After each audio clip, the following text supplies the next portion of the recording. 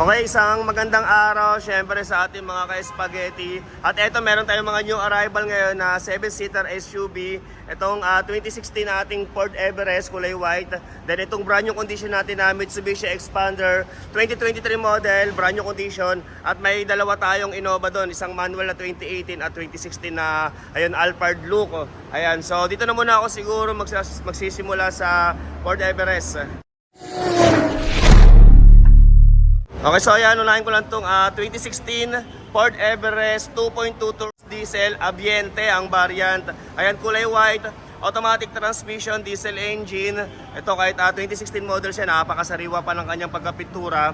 Okay, ang asking dito ay 688,000. 688,000 basta nakapalo sa atin. Ayan, kasama na rin transfer of ownership, and then kung kailangan na rehistro, libre ko na rin yan basta nakapalo at nakasubscribe dito sa aking YouTube channel.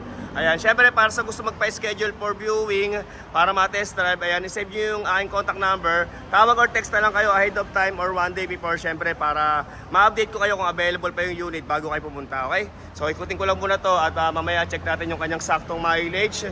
So ito, naka-mags sa gulong, napakakapal pa ng kanyang mga gulong. Siyempre may stepboard na rin. Ayan, nakatint. Ayan, 688,000. Meron ka ng SUV na Ford Everest, pero meron lang konting ganito. Siyempre, second hand yung sasakyan, pero napaka-minimal lang naman yan. Okay, at ito naman yung kanyang likuran. Number 0 yung kanyang coding. So, check naman natin yung loob. So, ayan, open natin. Okay. So, ayan, keyless entry, siyempre. So ito yung loob ng Ford Everest Ambiente 2016 model. Ayan. Okay, sa may gusto nito, sabihan nyo ako, 20,000 ang ating reservation, mapa-cash or financing. At syempre, para sa sample quotation, mag-direct message na lang kayo sa aking messenger. Ayan, sa Sir Bags.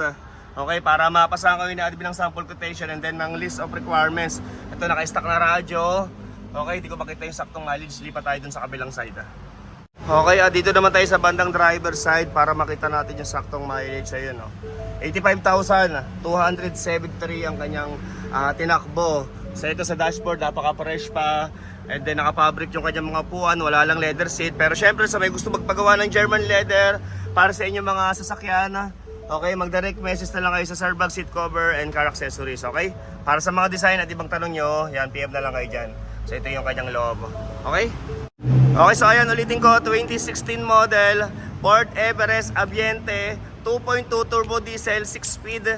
Ayan, automatic transmission, kulay white, diesel engine. Ayan, 85k plus mileage. Ang asking dito ay 688,000. 688,000, pero syempre negotiable pa naman yan na pan-viewing. Okay, so next tayo dito sa Expander. At ito, kung naghahanap ka naman ng brand new condition na 7-seater, ito baka para sa na to. 2023 model Mitsubishi Expander 1.5 GLS. Ayan, gwapo lang syempre.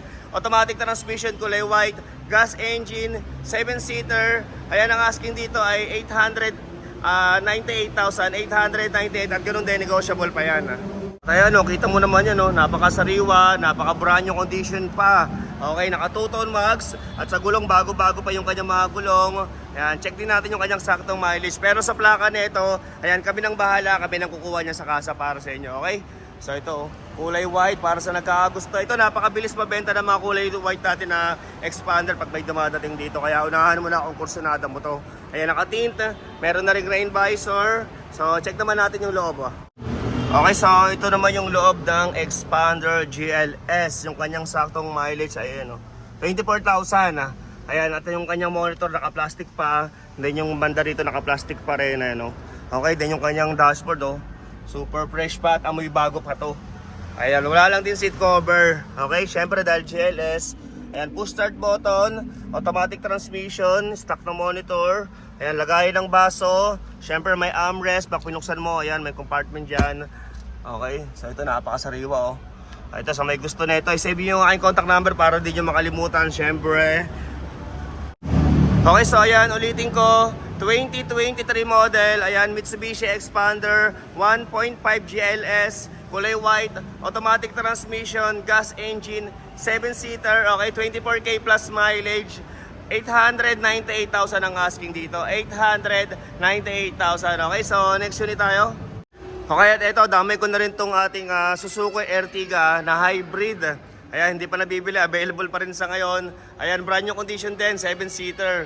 So ito, 2023 model. Ayan, Suzuki Ertiga 1.5 hybrid. Automatic transmission. Yan, kulay white. 7-seater. 20k plus mileage. Ayan, 858,000 ang asking dito. 858,000 pero syempre negotiable pa yan. Ayan, nilipat ko kasi ito nung nakaraan doon sa garahe ko.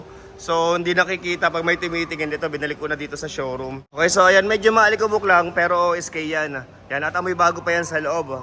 So, ito naka two-tone mags. Ayan, sa gulong parang nasa na 90% pa yung kapal ng kanyang gulong. Ayan, brand new condition. 20k plus mileage. Suzuki Ertiga hybrid. So, ayan o. So, number 5 yung kanyang coding. Ayan, may dalawang back sensor. Ayan, Ertiga hybrid. Top of the line GLX ang variant nito 2023 Suzuki Ertiga GLX hybrid. So check natin yung loob. So at dalawa susi nito first owner, syempre kumpleto na yung lahat ng kanyang papel. So ito yung kanyang loob. Yan, ito yung hybrid ng Suzuki Ertiga. So ito naka monitor na rin ng stock. So ito iba. Sa mga GL kasi maliit lang yung kanyang monitor eh. Then push start button dahil GLX. Ayan, sariwang dashboard, amoy bago pa.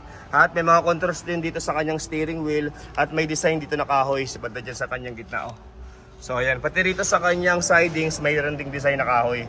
Okay, so ayan, Suzuki Ertiga 20k plus mileage, top of the line 1.5 engine gas. Okay, sa may gusto na ito, ayan, sabihin nyo na lang ako pero papalinis ko ulit to. At pinalitan ko na rin yung battery nito ng bago. Kasi syempre, ayun. Okay, so ito naman yung kanyang mga upuan sa bandang likod. Okay, brand new condition. So ito, main mo na. Okay, so ayan, ulitin ko, 2023 model, Suzuki Ertiga GLX, ayan, 1.5, top of the line, automatic transmission, 7-seater, kulay white, ayan, hybrid. Okay, 858,000 automatic transmission, gas engine. 858,000 and ganoon din kasama na rin transfer of ownership at ayun, negotiable pa yan upon viewing. Okay, so sabihin nyo na lang ako kung gusto nyo ito tignan syempre para may ready natin. Okay, okay, ito next unit natin, manual transmission na Innova. Ayan, sobrang bihirang-bihira lang tayo magkaroon nito kasi napakahirap ibenta, pero ito baka may nagkaka-interest. Ayan, 2018 model Toyota Innova 2.8. Ayan, diesel engine, manual transmission, kulay silver, first owned, all original. Ayan, 63k plus mileage, 768,000 ang asking dito. 768,000 para sa Toyota Innova na manual transmission. Ito naka full garnish set na rin. Number 6 yung kanyang coding. Ayan syempre may fog light na rin. At ito, napakakapal pa ng kanyang mga gulong. Syempre dahil manual, kaya naka-hubcap lang siya. Okay? So ayan, sa may gusto na ito, kasi sobra talagang hirap ibenta. Pero syempre, kahit pa paano meron naman naghahanap ng manual transmission na Toyota Innova. Ito, 2018 model. So, check lang natin yung loob syempre. Baka meron sa inyo naghahanap Okay, so ito naman yung loob ng Innova. Ayan Okay, wala lang ding leather seat, manual transmission. Okay, 63,604 yung saktong mileage. Napaka-basic lang, napaka-simple ng loob niya. Okay, pero ito, napakababa pa ng mileage niya para sa edad niya. Okay, so ito naman yung kanyang mga upuan sa bandang likod. Okay, sa may gusto na ito, sabihin mo na ako para yan, ma-test drive na natin. Okay, so ayan, ulitin ko, 2018 model, Toyota Innova 2.8J. Ayan, manual transmission, kulay silver, diesel engine. Ayan, first owned, all original. Okay, 63k plus mileage. 768,000 ang asking dito. 768,000 at ganoon din. Basta nakapalo, kasama na transfer of ownership at rehistro kung kailangan na i-rehistro. Okay, so next tayo sa Innova na Alphard look. Okay, so ito next unit natin. Ayan, Toyota Innova na Alphard look. Baka may naghahanap din sa inyo. So ito, 2016 model. Toyota Innova B. Ayan, top of the line as Victory. First owner, all original at napakababa rin ng mileage na ito. Mamaya check natin yung sakto. Automatic transmission, kulay gray. Diesel engine at naka-captain seat na rin to. Okay, 758,000 ang asking dito. 758,000 para sa 2016 Toyota Innova B. As in Victory, top of the line. Okay, so dito muna tayo sa labas. Ikutin lang natin. So ito, number 2 yung kanyang coding. Ayan, may fog light na rin. Syempre, naka-mags. Ito, napakasariwa pa ng kanyang pagkapintura. At sa gulong, napakakapal pa ng kanyang mga gulong. Oh. Ayan, kita nyo ba? Parang nasa 78.2% pa. May butal pa talaga. So ito, nakatinta rin. Ayan, may rain visor. Then dito naman tayo sa bandang likuran. Yung ibang unit na kasi hindi ko mapakita yung likod dahil napakasikip eh. Kaya sabihin niyo ako syempre para ma-ready ko. Ayan, so ito, Toyota Innova 2.5B diesel engine. Meron na ring back sensor na dalawa. So, check naman natin yung loob. Oh. Okay, so ito yung loob ng 2016 Toyota Innova. Ayan, naka-captain seat na rin. Ayan, may maliit na monitor. Siyempre, automatic transmission. Yan, lagay ng mga barya at baso. Sariwang dashboard. Siyempre, naka-leather seat din. Ay, ganda ng leather seat na ito. At may sidings na rin. Oh. Nagagawa rin kami ng ganyan. Baka sa may gusto, yan, mag-chat kayo sa Sir Bag seat cover. Kaya dito yung kanyang saktong mileage, 59,000. Pero napakasariwa nyo kahit 2016 model.